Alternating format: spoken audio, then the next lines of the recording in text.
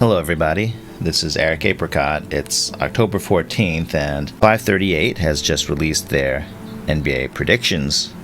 And the predictions have made a lot of people mad, particularly Warriors fans, because if you look and see how many games they predict the Warriors will win, you have to scroll down quite a while. You have to scroll down to number 20, and here we go. We find them all the way down here at number 20, and they predict the Warriors will win 37 games this season.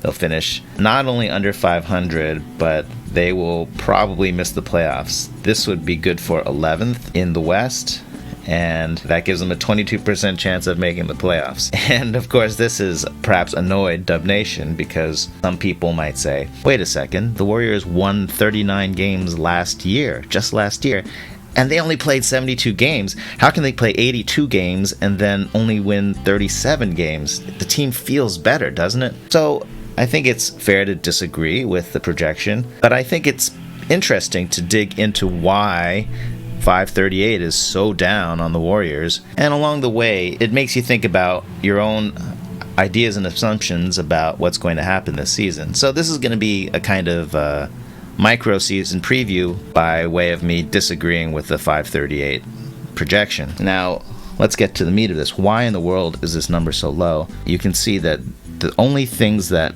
538 thinks the Warriors are good at is Steph can score like gangbusters, Draymond Green can defend, Kevon Looney can defend some, and then it's just a wasteland. They think we suck. All right, let's just be real about this. They think outside of Steph Curry and Draymond, nobody here is a positive player. So Steph, if you add these two numbers, it ends up being a positive number, and same here with Draymond. But I believe every single other player here adds up to be negative. So they think that every other player is below average. So compared to whoever they're matched up against, then on average, they're going to be worse. So that's how you get such a dismal projection. Now, if you look carefully at this data, I think you'll probably already have some objections. For instance, the lineup expected numbers looks really weird.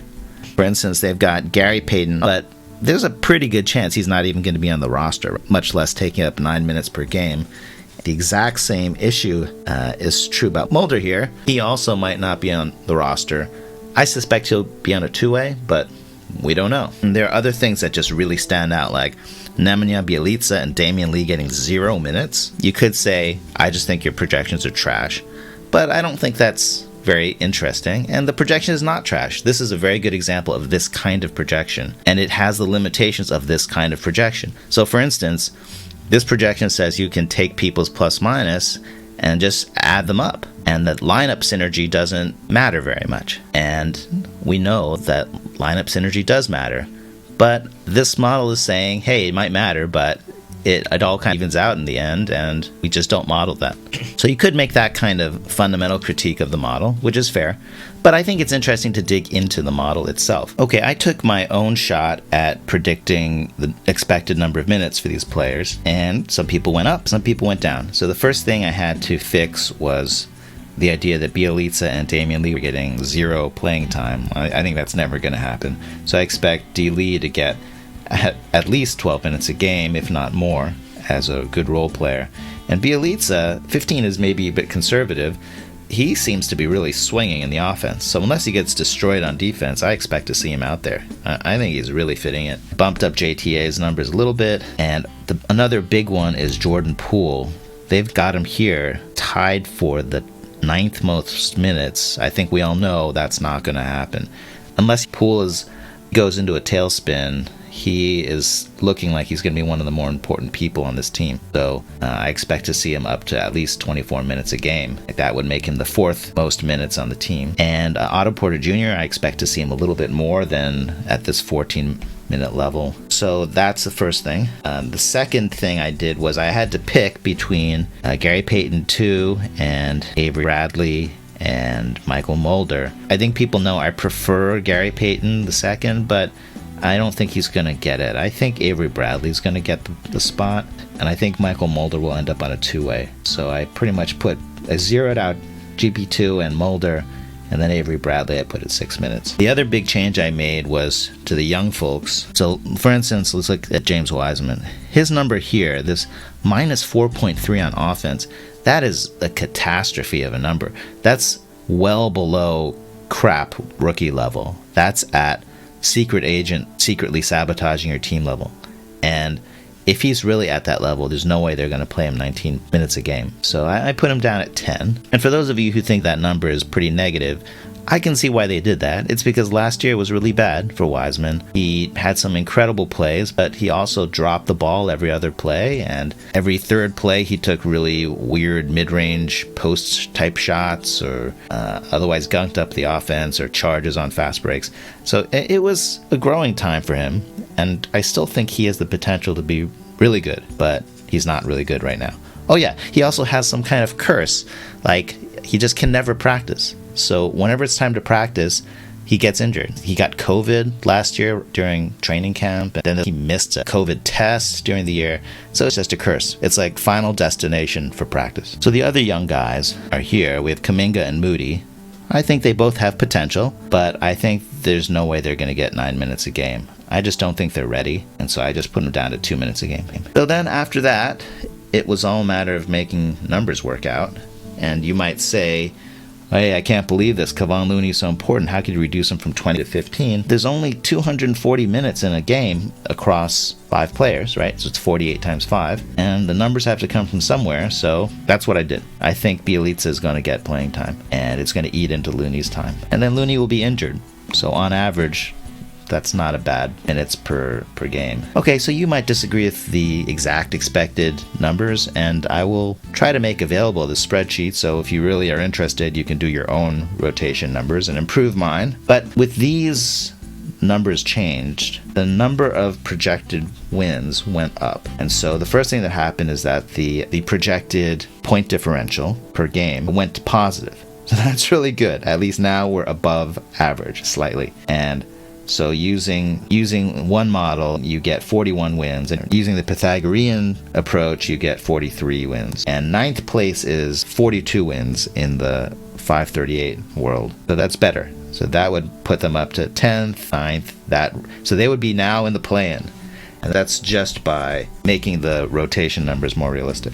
The next thing I did to tweak their projection is I don't fully agree with some of these projections. So the things that stand out, the very first thing that stands out is Klay Thompson. So I understand why they say this. They say, okay, there are 3 things going on here with Klay. First of all, Achilles injury, very bad. Second of all, ACL injury, also very bad. Third, hasn't played for 2 years. And actually there's a fourth thing. The fourth thing is that most statistical analytics just don't like Klay. It's been true for years and years. It's okay. Some analytics just have blind spots. So for instance, analytics tended to severely overrate Russell Westbrook because he just could rack up stats. And I'm not going to say he was stat padding, but let's just say that many analytics don't control for contested rebound. And then on the opposite end, there's Klay. He doesn't rack up a lot of steals or rebounds, and so a lot of analytics just don't think he's all that good at defense and not that great at offense either, because he doesn't rack up rebounds and assists. All he does is put the ball in the basket. So Klay has never been beloved by most analytics. So I personally think, now I don't know, I guess I have no reason to say this, but from everything we've heard, he's still shooting really well, and his comeback is on track, and we're expecting that he's going to be an NBA player again. So I feel like he's going to be at least an average NBA player. I'm not even expecting him to be Klay with a capital K. So in my projection, I'm just saying, all right, let's just make him a completely average NBA player. So that's one little tweak. Second tweak is Jordan Poole over here. Just using the eye test in the preseason, Jordan Poole has added a lot of strength. So he's finishing through contact better. He's got more burst to get to the basket. He has more range. He's chucking threes with accuracy from farther away. I feel like he's going to be an above average offensive player. What number that should be is not clear. I picked 1. I looked up a couple of randoms like Spencer Dinwiddie and D'Angelo Russell, and Dinwiddie's around 1 and D'Angelo's around 2. So I figure Jordan Poole is going to be at least half as good. It actually doesn't make any sense, but it just felt right. So I don't think that's a bad expectation. And then finally, James Wiseman. Now, I've already talked about this minus 4.3. That's just a hugely awful number. To give some context, Kuminga and Moody got better offensive numbers than Wiseman did. And they're not even in the league yet. So, like, your average rookie is a lot better than this minus 4.3. So, I feel like Wiseman, I don't think it's much of a stretch to think that if you take Wiseman and really restrict his role so that he gets good at something, and that something is setting a good pick, rolling to the basket, jumping up and catching lobs, like really catching them and not dropping them, and dunking on people, I think he could be JaVale McGee. And I feel like he could get his offense up to a minus 2. So that's roughly what your average nondescript rookie can do. So I think these are very conservative projection changes. Now that I had to explain it, maybe the Klay one isn't that conservative. Maybe that's just wishful thinking. But I guess I have faith that Klay will be an average player. So if you make those changes, that is going to bump the point differential per game to 2.26, so we're trending in the right direction. And then it's going to bump the wins all the way up to, by both projections, about 45 wins. And in the stacked West, 45 wins is good for 8th place. So still in the play-ins, but more comfortably in the play-ins. Now, what happens if you are a little more optimistic than 538? So I thought pretty conservative changes. So let's look at what an optimistic projection would be. So I made some more tweaks, and if you're an optimist, you might think Jordan Poole is going to be better than Spencer Dinwiddie on offense, and Klay Thompson is going to be Dinwiddie levels of offense and Kevon Looney levels of defense. So those are two cautiously optimistic tweaks. Everyone knows I'm a huge fan of Juan Toscano-Anderson, and this minus 1.8 is based on his play last season. But that season had lots of different phases to it. The first phase, JTA was just getting established on the team. The second phase, he had his playing time cut a lot, while, in my opinion, the Warriors were trying to boost up the trade value of people like Kelly Oubre and some other people.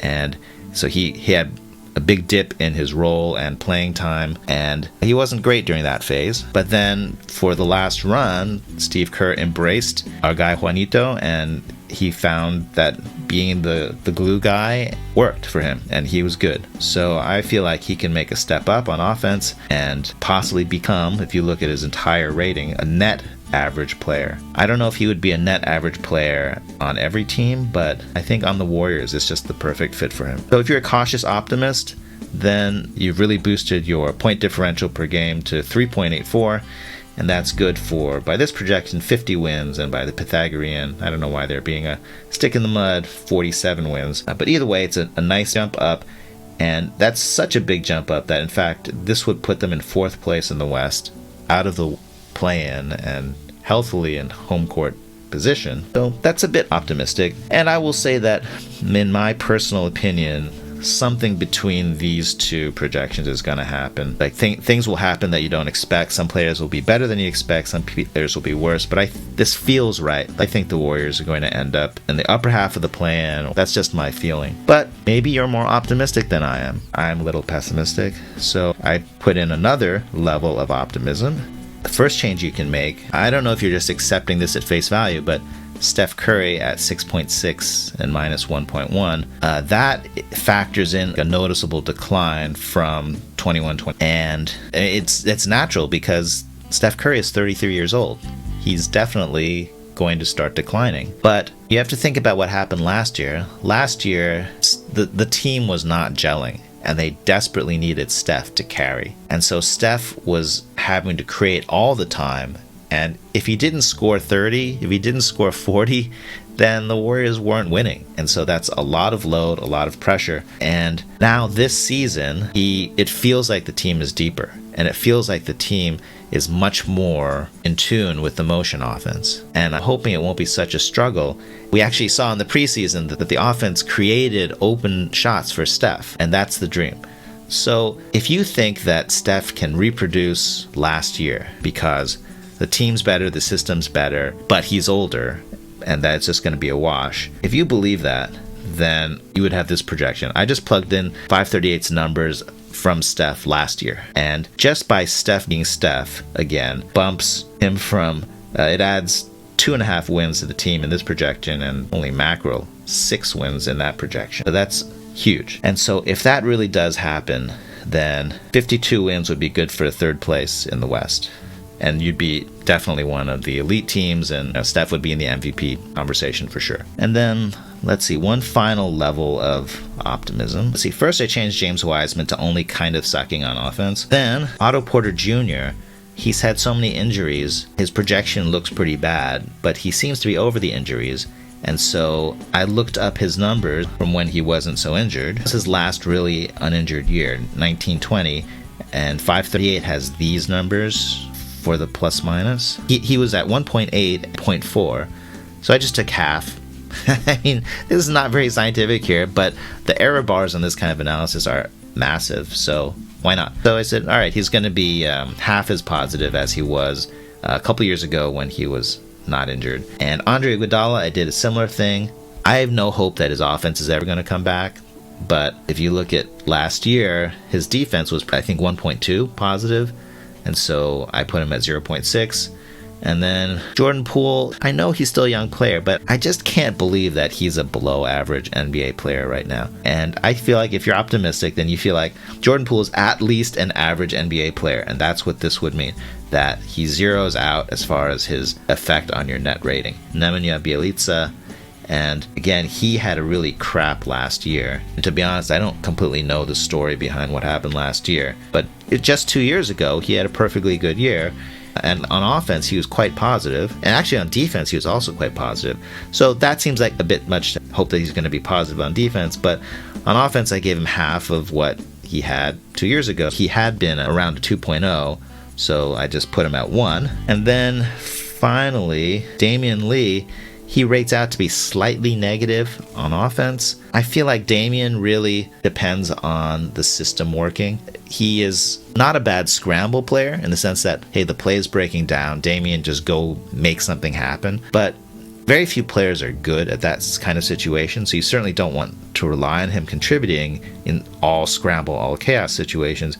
He's also pretty good running off screens, screening for people, spotting up and shooting. So I feel like if you're an optimist, you could think that, hey, Damion Lee can be even average offensive player. So if you make these optimistic, but I think not insane adjustments, then you have a really respectable point differential of 6, and that translates to either 55 wins or 54 wins, and that would be good for 2nd place in the West. Okay, so in conclusion, I don't agree with the 538 projections. There are definitely limitations to this kind of analysis, but even within the framework of this analysis, I have disagreements.